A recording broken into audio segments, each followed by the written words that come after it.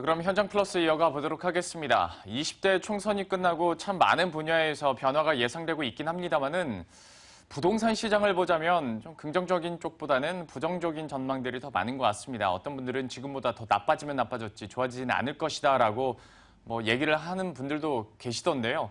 현재 상황이 어떻고 또 전망 어떻게 되는지 취재기자와 함께 직접 이야기 나눠보도록 하겠습니다. 건설부동산부의 문정우 기자 나와 있습니다. 어서 오십시오.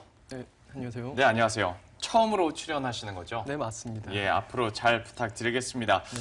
부동산 시장에 대해서 한번 이제 본격적으로 얘기를 해볼까 하는데 역시 좀 분위기가 영 좋지 않잖아요. 현재 상황부터 좀 브리핑을 해주시겠어요? 네, 맞습니다. 지난해와 비교하면은 주택 거래가 한 30% 정도 감소한 걸로 나타났습니다. 자, 국토교통부가 발표한 3월 주택 매매 거래량은 7만 7천여 건으로 지난해 같은 기간보다 약 30% 줄었습니다. 최근 5년 평균 거래량과 비교하면 약 10% 감소한 수준입니다. 네. 수도권은 34% 정도로 눈에 띄게 줄었는데 같은 기간 지방이 26% 감소한 것과는 좀 비교되는 부분입니다. 올해 1월부터 3월까지 1분기 매매 거래량도 19만 9천여 건으로 지난해 같은 기간보다 26% 줄어든 걸로 나타났습니다. 네. 최근 5년 평균치보다는 약 4% 감소한 정도인데요. 유형별로 살펴보면 아파트가 35%, 그리고 연립 다세대는 5%, 단독 다가구가 3% 각각 줄어 아파트를 사려는 수요가 급격히 감소한 걸로 나타났습니다. 네. 같은 기간 전월세 거래도 14만 4천여 건으로 지난해 같은 기간보다 10% 정도 줄었습니다. 지금 말씀하신 수치가 다 3월 기준이죠? 네, 맞습니다. 그런데 원래 한 3월에서 5월까지가 소위 우리가 이사철이라고 해서 그렇죠. 부동산 시장에는 좀 성수기로 꼽히잖아요. 근데 이렇게 전체적으로 줄어든 이유가 있을까요?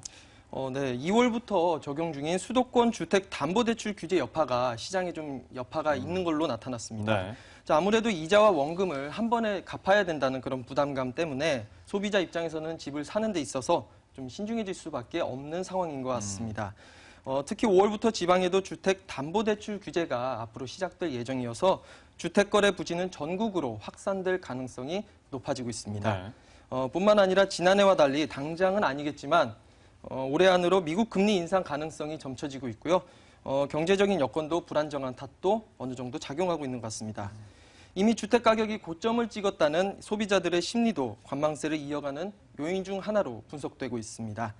자, 여기서 전문가 인터뷰 내용 함께 들어보겠습니다.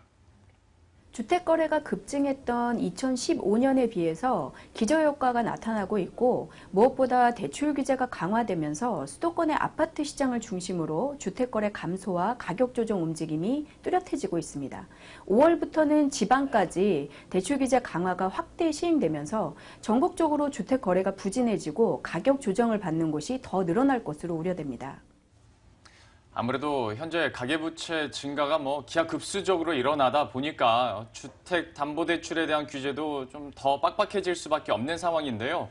그런데 제가 앞서서도 잠깐 언급은 했습니다만은 총선과 관련해서도 좀 얘기는 해봐야 될 것 같아요. 원내 제1당이 바뀌다 보니까 정책적인 기조랄지 흐름에도 뭔가 좀 변화가 있을 테고 이게 부동산 시장에 과연 또 어떤 변화를 가져다 줄까 기대하는 분들도 분명히 있긴 있더라고요. 근데 네. 좀 현장 분위기는 어떤가요? 네, 맞습니다. 말씀하신 대로 20대 국회는 여소야대로 꾸려지면서 부동산 정책 방향이 좀 달라질 것이라는 전망이 좀 우세한 상황인데요. 이번 총선은 경제 심판론이 표심에 좀 반영됐다는 평가를 받고 있는 만큼 부동산 정책 기조만을 봤을 때는 이 활성화보다는 주택 복지 정책에 좀 초점이 맞춰질 것이 아니냐 이런 분석이 지배적입니다. 네. 이렇다 보니까 19대 국회에서 논의됐던 전월세 상한제, 계약갱신 청구권과 같은 임대차 보호법과 함께 지난해 4월 제한적으로 탄력 적용되고 있는 분양가 상한제, 이 분양가 상한제를 고분양가 논란을 잡기 위한 카드로 전면에 내세울 가능성도 있습니다. 지금은 공공택지와 달리 재개발, 재건축 등 민간택지에 대해서만 분양가 상한제를 탄력적으로 적용하고 있는 상태입니다. 이렇게만 들으면 상황이 좀 더 빡빡해지긴 하겠네요. 부동산 시장 자체가 과연 얼마나 살아날 수 있을지도 한번 지켜봐야 될 것 같은데요. 참 그런데 이렇게 항상 안 좋은 얘기를 다른 기자들과도 부동산 시장 얘기를 하다가도 마지막에는 참 그래도 잘 나가는 데는 잘 나가더라라는 얘기를 하게 되는 것 같습니다. 강남 쪽 같은 경우에는 분양가 같은 경우에 뭐 최고가 막 계속 경신을 하고 있고, 근데 네. 지방 상황은 더 팍팍해지고 있고, 맞습니다. 현재 상황이 어떤가요? 네, 말씀하신 대로 현재 신규 분양 시장은 지역별로 좀 심각한 양극화 상태로 접어들었습니다. 최근 분양한 강남 개포지구의 한 아파트 단지의 경우에는 전용 면적 3.3제곱미터당 평균 분양가 최고 4,495만 원까지 기록했습니다. 자, 예전 표현대로 하면은 20평짜리 집을 9억 원에 살 수 있다는 말인데요. 네. 이를 두고 너무 과도하게 높은 가격이 아니냐는 말이 나오고 있는 게 사실입니다. 자, 그런데도 이 집을 사겠다고 나서는 사람들이 상당한 것 같습니다. 이 단지의 청약 경쟁률은 평균 33.6대 1로 나타났는데요. 네. 317가구에 10,000명 정도가 몰린 셈입니다. 대단하네요. 네, 물론 청약자들이 모두 계약으로 이어진 것은 아닌데요. 고분양가에도 이 단지는 어제 일자로 100% 모두 완판이 됐다고 합니다. 네, 근데 문제는 지방에서 좀 찾아볼 수 있을 것 같습니다.